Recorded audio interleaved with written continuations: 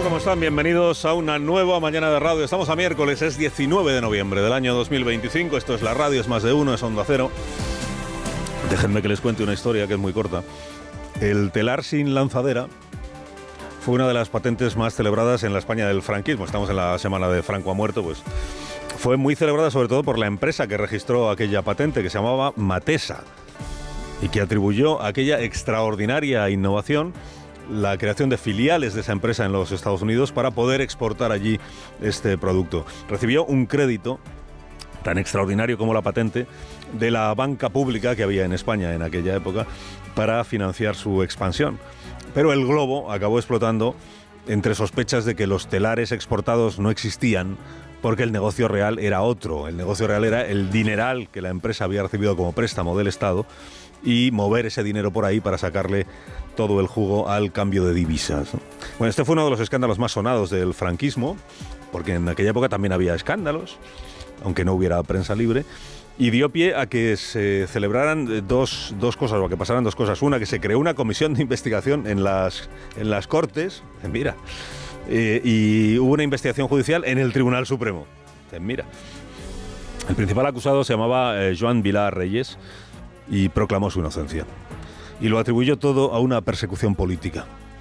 Y se hizo pasar por un gran demócrata, y entonces pronunció una frase lapidaria que fue: el camino a la libertad en España pasa por Carabanchel, que era una manera de decir que él era un mártir, o sea, que le habían encarcelado no por la corrupción o el fraude cometido en su compañía, sino por trabajar para que a España llegara a la democracia, para que España avanzara. Bueno, fue condenado, solo cumplió una parte de la condena porque Franco lo indultó. Todo esto lo recuerda Miguel Ángel Aguilar, que estará luego en este programa, en su libro No era costumbre en España que se acabara muriendo Franco, ese es el título, No era costumbre.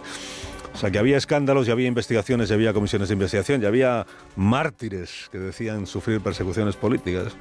La segunda historia es apócrifa, es del año 2000, o por ahí. A mí me la contó alguien que decía estar en la pomada, pero digo que es apócrifa porque no he podido verificarla. Sucedió que un secretario de Estado se compró una casa e invitó a la inauguración a compañeros del partido y compañeros de trabajo, y entre ellos entre los invitados estaba, porque tenían confianza, estaba el líder supremo del partido y del gobierno en aquel momento. Entonces todavía no lo llamaban puto amo, creo, pero le invitó a la inauguración. Entonces llegaron los invitados. Pues qué te digo yo, pues habría ministros, supongo, habría directores generales, ¿no? Y todos celebraban la amplitud de la vivienda, decían y lo acertada que había sido la reforma, porque les iban explicando, pues aquí hemos tirado este tabique, aquí hemos puesto este suelo, la magnífica calidad de los materiales, ¿no? Y luego llegó el presidente, o sea, el líder que era el más sieso de todos, y compartió calladamente el diagnóstico que habían hecho todos los anteriores. La vivienda era magnífica, la calidad de los suelos, las puertas, qué maderas, qué mobiliario, todo era excelso. Pero entonces le hizo el líder una pregunta a la persona que le acompañaba. Le dijo: ¿cuánto dices que cobra un secretario de Estado? La pregunta era una condena. Con el salario que percibía era imposible que aquel hombre se hubiera podido comprar aquella casa. El líder vio claro que aquello apestaba a ingresos no declarados, y unas semanas después el secretario de Estado fue discretamente removido de su puesto. Porque hay una regla de oro sobre todo esto lo saben los ladrones y los atracadores. Regla de oro: no exhibas el dinero que tienes si no puedes justificar cómo lo has obtenido. El 18 de junio de 2017, Pedro Sánchez recuperó la Secretaría General del Partido Socialista y colocó en Ferraz a quienes le habían acompañado en su aventura del Peugeot. De Navarra se vino en septiembre del año 17 Santos Cerdán.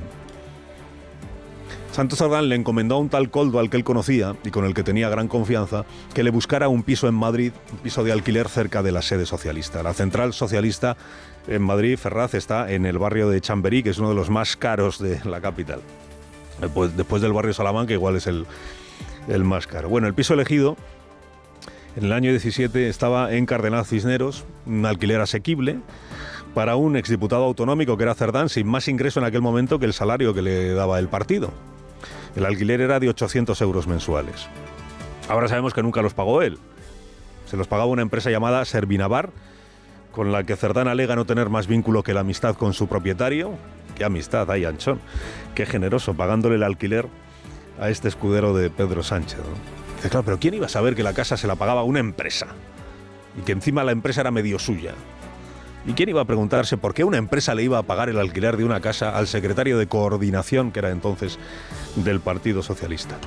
Pero 9 meses después sucedió un acontecimiento formidable. Pedro Sánchez, con Iván Redondo, con Ábalos, con Pablo Iglesias, con Santos Cerdán, sacó adelante una moción de censura que tumbó a Rajoy y le colocó a él en la presidencia del gobierno. Junio de 2018. Y mira esta cosa formidable que sucedió. Cerdán decidió inmediatamente cambiarse de casa. En julio liquidó su contrato de alquiler de 800 euros y se mudó a un piso más grande y mejor situado en Hilarión Eslava, más cerca de Ferraz y en una de las calles más caras también de Madrid. La broma del alquiler le salía por 3.000 euros al mes. El piso lo vale porque es un ático con terraza en Chamberí de casi 200 metros. Él no había cambiado de trabajo. A él no le habían subido el sueldo. Lo único que había cambiado es que su partido iba a gobernar España. Con un gobierno progresista debió calcular Santos Cerdán y calculó bien. Con un gobierno progresista, ¿cómo no iba a progresar él mismo? 3.000 euros de alquiler que, por supuesto, seguía sin pagar él. Página 187 del informe de la UCO que se conoció ayer. Servinávar abona la fianza del piso en julio de 2018 y el primer recibo lo paga en el mes de agosto. En julio de 2018, el primer recibo en agosto, sí. Y luego le sigue pagando el piso un año más. Bueno, más de un año.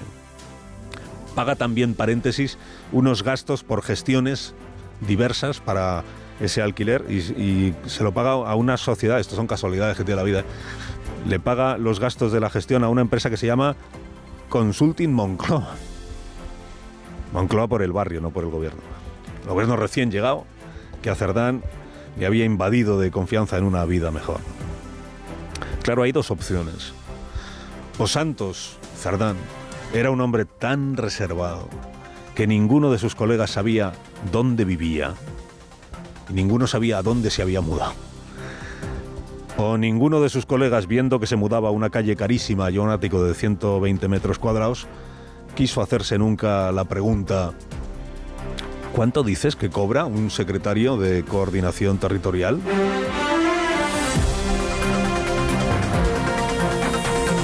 Sé que aún había la semana pasada dirigentes socialistas que decían en privado que a Santos Cerdán no le habían encontrado nada los de la UCO. No ellos, que nunca se molestaron en buscarlo en el PSOE, sino la UCO. Y el juez que está investigando el caso Koldo. Aún decía el mes pasado el ministro Óscar Puente que no veía que esta investigación tuviera mucha enjundia porque el dinero no aparecía. O sea, a mí me gustaría ver un poquito más de enjundia en la instrucción, porque he llegado a escuchar o a leer un auto en el que se decía que había como 5 millones de euros de comisiones y no sé qué y tal, y eso no aparece.